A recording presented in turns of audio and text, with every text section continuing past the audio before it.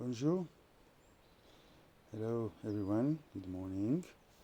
I'm talking to you from Carmeling Monastery in France. A little bit look around. Very beautiful.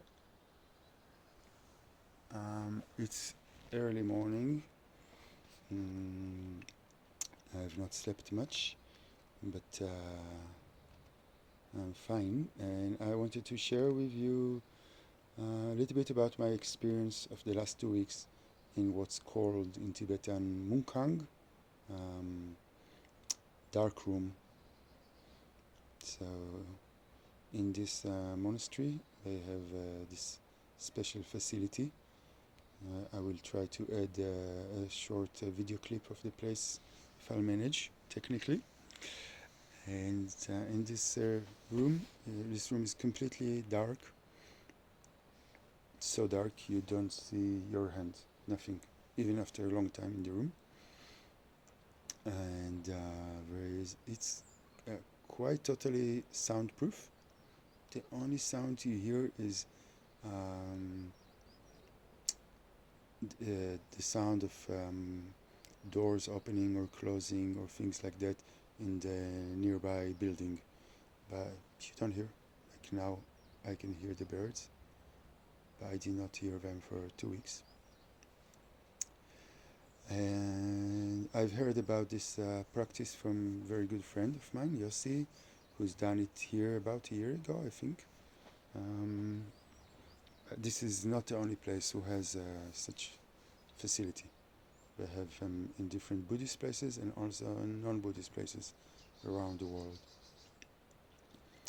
And it is, I think, quite an extreme practice, could say. It's not a usual everyday retreat. Many people hear about it and they have very strong emotions about spending time in the dark. I've already done 5-6 days a few months ago, not in a dark room, but with eyes covered in a good cover, so it was completely dark for all these days. So it's not my first practice, and I recommend it anyone who wants to try with maybe 2 or 3 days and go on from there. Since I have not heard about this practice before, although many of you probably know about it for a long time, I wanted to share because I think it's a very powerful tool, and especially for us Westerners running around so addicted to sensual gratification. It's a really powerful experience. Even I think even maybe only for a day, but definitely 2 days or 3 days. And if you're into it and you like it and you want to do a week or 2 weeks, I know some people are doing the whole Bardo period, 49 days. At the moment, I think it's amazing for someone to be able to do that. So I wanted to share a little and tell you a little bit about it. And of course, the facility is different, and the support will be different from one place to another. But mainly the basic practice. So just a little bit about the technicalities of the whole thing. So here you go into a room which is a little bit outside the main center. It's more in the area where they have the people doing long-term retreat, which is like away from people chatting, talking, and these kind of things. The room has double doors, so once you close one door and then the other door, there's no light coming in. And it has one window meant for the food to come in. It's also double window, so you open it from one side, there are 2 shelves, put the food on, and you close the door from one side, then inside you can open it and take the food, and still no light and also almost no sound comes in. So the basic arrangement here is that we either give you food once a day, or you somehow bring your own food. I think this is mainly meant for short term, maybe 2 days, 3 days, maybe some brave people up to a week, bringing their own food. The kitchen is rather small. It's tiny, and it's within the bathroom and the toilet, so it's not really equipped um, to take food for a longer time. But the basic arrangement is that they bring the food every lunch, um, which is nice because you know somebody is taking care of you and you may be getting a warm and nice meal. But it also has the effect of setting your clock, so you know now it's noon. And at least for my mind, it was also had the effect of really waiting for it. Although I was not hungry, but I'll come back to that later. And so you have a toilet and a shower, and although many people ask me, how do you shower with no light? You don't really need light to shower. Like everything, it takes some time to adjust to, but shower is one of the pleasures of the day, a nice hot shower. I heard that not all places that have Munkang have hot running water, so here it's definitely a pleasure. And then the room itself is, I don't know, maybe 3 meters by 3 meters. I think it's quite round. It has a nice round carpet in it, which I saw at the end is red. But it was a nice carpet. I spent much of my time on this carpet. It has a small bed. I actually asked to take the bed out, so it was only a mattress on the floor, which I prefer, and a good meditation cushion, and a very nice, comfortable chair to sit on, to relax on, and it was nice. And there is a kettle to make tea, and I use it also part of the time to make hot water, to make like instant noodles. That's my main meal. And how to work with hot water and kettle in a dark room, that requires training. I mean, I think Yossi, who told me about the place, got a burn from this, and I think you should learn your way. I had no problem. If you want, I'll teach you a trick privately. So that's the technicalities. I went in with few clothes. You don't need much. Nobody sees you, so you just needed to be comfortable, and very, very few things. There's hardly anything you need. There was a yoga mat inside, and I use it. And actually, doing yoga was one of the best things of the fingers. I enjoyed it like I didn't enjoy it for 30 years, I think, since I first learned yoga in India.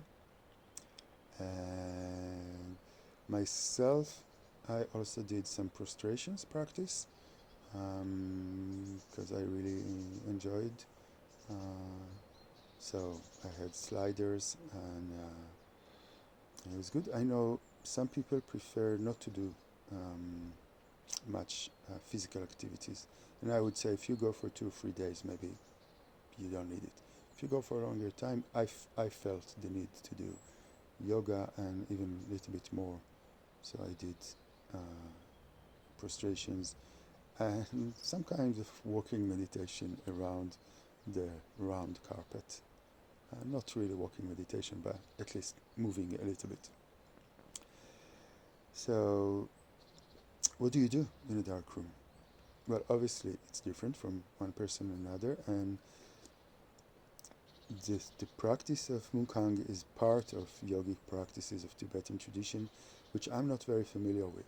So, some of you might know much more what is the traditional practice, and actually, I would love to learn more.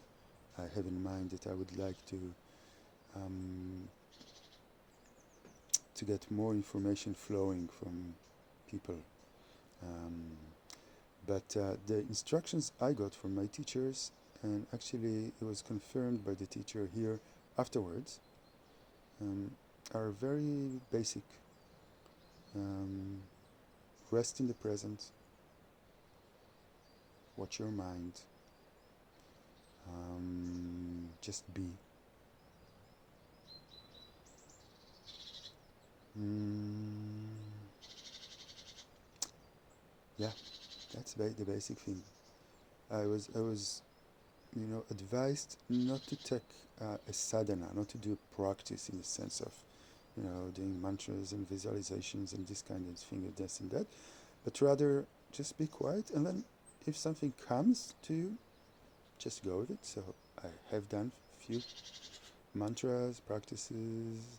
I had very beautiful visualizations coming very naturally to me. I'm not usually a person who's flowing easily with visualizations, and but most of the time I was either sitting quietly, holding my cup of tea, um, just trying to be in the present, or lying down on the carpet doing the same. And as the time goes by, I started spending more time sitting in like a proper meditation, but much of this time was also just being, just sitting. Um, Sometimes when, like in any retreat or practice, when my mind felt a little bit more agitated, I would do more shine, shamatha, calm abiding, basic concentration practice, watching my breath, sometimes counting my breath, and these kind of things, until I felt the mind more present and I could drop that. So the main thing people ask when they hear about it is, what do you do all day? Just that, what I described, nothing else to do. There is no routine, although I did find, I'm kind of a routine person, so I did find that after some days some kind of routine developed. It's not the usual routine that at 8 o'clock you do this, at 9 o'clock you do this, because you don't know what time it is. You have no idea. I will come back to that soon. But it's a routine in the sense that the morning would start more like quietly sipping tea on the sofa, on the chair, and then moving on to a little bit of meditation, and just later on doing some yoga very slowly. And at the end of the yoga, sometimes that would be time for lunch, either if it arrived from outside or I prepared. And yeah, and the afternoon would be more quiet time, meditation time, um, and sometimes prostration and this kind of walking. So some kind of routine developed, but it was very flexible, and it was not decided beforehand. It's just what happened there.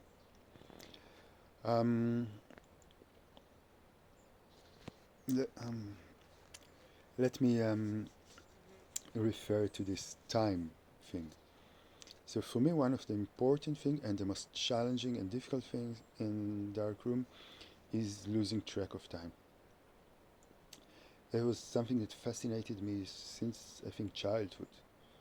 How is it to live without time? How long would I sleep? How much would I eat? How much would I sit for meditation? That comes later on. That came later on. This kind of questions.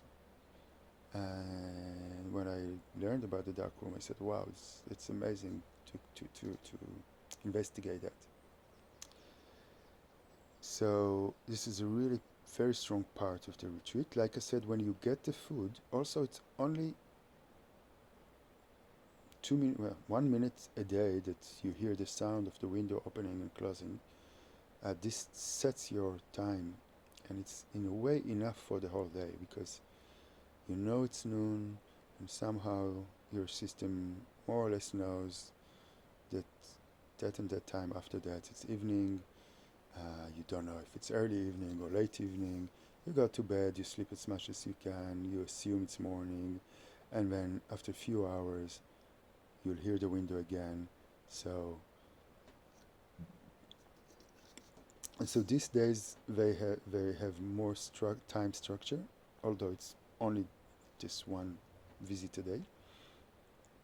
And the days where I got no food, I had 4 or 5 days like this in the retreat from outside. It was amazing, and I have to say, amazingly difficult for me.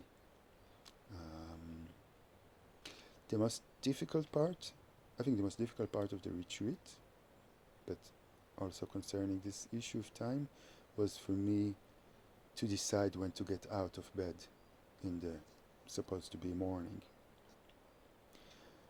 Um, my mind just was craving for a sign that the world uh, has woken up. It has started the day, that I'm not waking up at 2 o'clock in the morning. And it's in a way strange because I'm pretty much used to waking up very early, sometimes much before the rest of the world. Sometimes I go biking, sometimes I go meditating. So in usual day to day, it's not a big thing for me. And here, for some reason, my mind was just just trying to find any sign, which were non-available. Until well, some of the days I heard the doors from the center, and then I thought, okay, somebody's awake. Then I thought, okay, maybe it's 2 o'clock in the morning and somebody went to the toilet. So maybe it's not a sign. I did get to know a few incidents that happened that I usually woke up. I think I don't know about usually that I woke up at a fairly normal hour. I don't know if it's true for all days, but during the retreat I couldn't know that, and that was very difficult. Then, like I said, for me it was difficult sometimes waiting for lunch. It it created a situation where I remembered situations as a child where I was waiting for my parents to pick me up after school, or all kind of waiting situations that were emotionally difficult.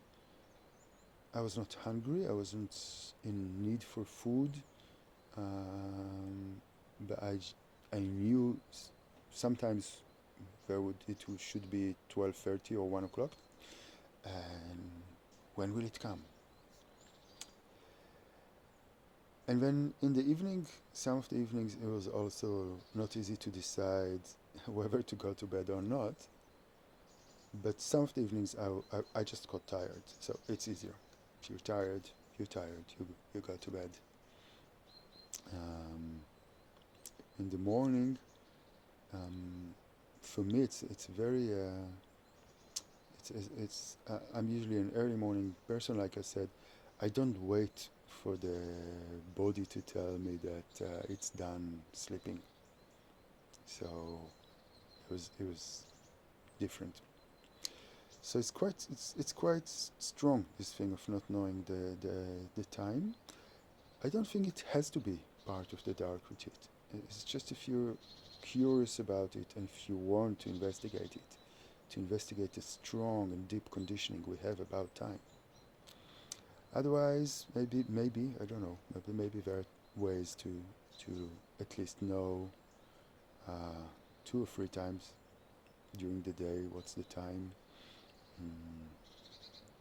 Also, I know that some centers they supply free meals a day, and if you have 3 meals a day, then now it's breakfast, now it's lunch, now it's dinner, so you have your time pretty much set for the whole day. For me, one of the strong experiences of my previous retreat, and therefore I came with expectations for this retreat, and was dreams, working with dreams.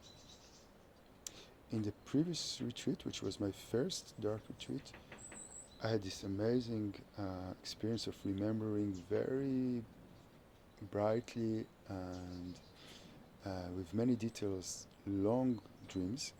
I never remember dreams in my life, not even a few seconds. If I remember the last 5 seconds of a dream, it's almost a miracle. So just to all of a sudden be exposed to this long, detailed dreams was amazing. In this retreat, it didn't happen in such a way, but I went to sleep every night. I had a small tape recorder with me, which was, I knew how to um, operate without having to look at it. And, um, and I was using it to record dreams and also a few things or a few comments during the days. Um, so, using this recorder, every time I woke up at night, I recorded the last dream I remembered. And I think from some of the nights I have like between 8 to 10 different. I will have to go back to the recordings to check, but it felt like that. Maybe 8 different dreams. None of them very detailed, none of them very long, some of them very short, but still it was very, for me, it was a big difference from the everyday life. I can tell you, yeah. And honestly, I don't remember now most of these dreams, but I don't know if they were that meaningful by themselves. But just sometime in the morning, I would sit and just can remember all these different personalities I've been, and all these different situations I've been tonight. I felt, it's like I have to go to sleep again just to rest from all the adventures I had at night.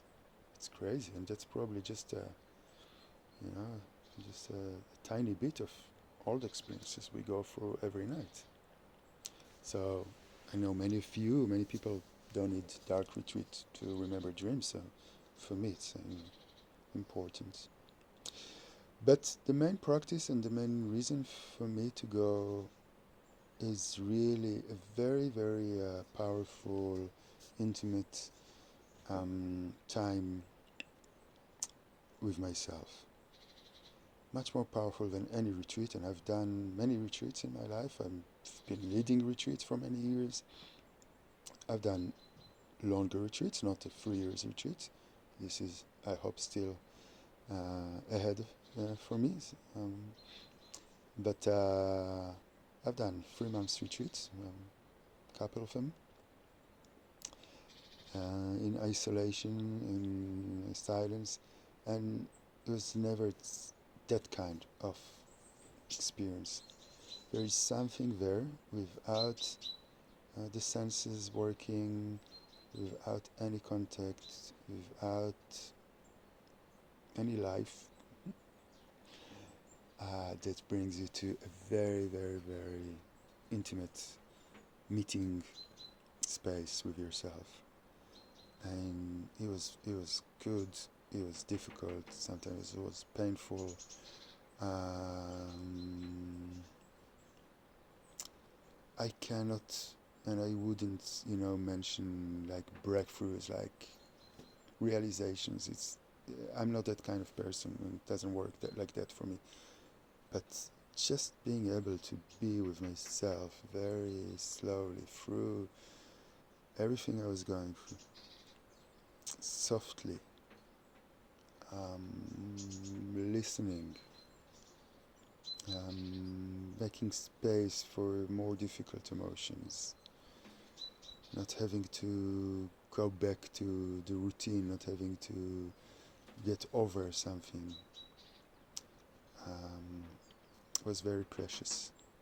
And I'm just a day after, so I won't be able to tell you, the long-term experience, but I do remember even from the previous retreat, which was much shorter, that it had a long-term effect on me.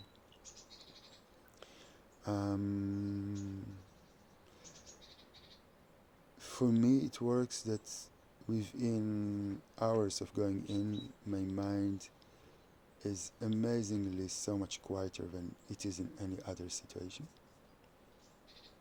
And if you're practitioners and you know it, you've been there in retreats, you know that sometimes quieter mind is also a noisier mind, because the quieter it gets, you're able to be with your mind more and to see how noisy it is, how restless it is.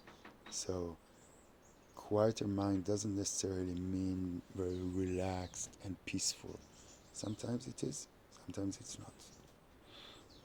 But I could see, even through the practice of counting breaths, that my mind is, I don't know to tell you how many times more quiet than even after many days of meditation retreat. But again, that's for me. I don't know, maybe the dark will have different effect for you, and maybe you're such good practitioners that you don't need it and you have such a good concentration even without it.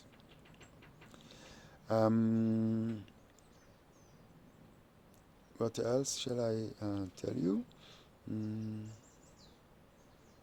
So I had this tape recording machine, the small managers ones. So I did record some reflections during it. It works for me. In the previous retreat, I found myself talking to myself loudly. Loud, not shouting, but just talking. So here I talked to myself, but I also recorded it. I don't even know if I recommend it or not, so everyone will suit themselves. It will allow me, I haven't done it yet, it will allow me to keep some track of what happened there, because the recording keeps the time. So, like, if I say I go to bed now and I say I wake up, I might be able in the coming days to write it down and have some notion of when did I really go to bed and when did I really wake up and how long did I sleep. I already saw, just looking very briefly through the recordings, that some of them, that one night, I saw only one night, I slept more than 8 hours, which in my normal everyday life, it's almost 2 nights. I sleep 4 to 5 hours usually, so it was amazing, and I had no idea, I couldn't tell. So the recording will allow me to keep some track. But this is just my scientific, I think, it's just my curiosity. It's not really part of the retreat. And I'm sure some people might find it even distracting and not helpful.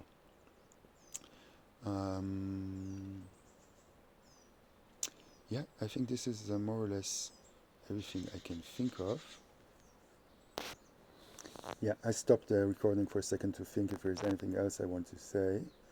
And maybe I will just refer to the basic thing. Some of the people, when I tell them about darkroom, they call it sense deprivation. This is the term used maybe in research and also in military and a punishment context. And many people, this is their first idea. You tell them about the darkroom and they immediately think about prison or kind of punishments. So I think letting go of most of the senses, basically no view at all, no sight, no sounds, there's no smell, nothing to smell there, except when I was making this fast food noodles, which they have very strong smell.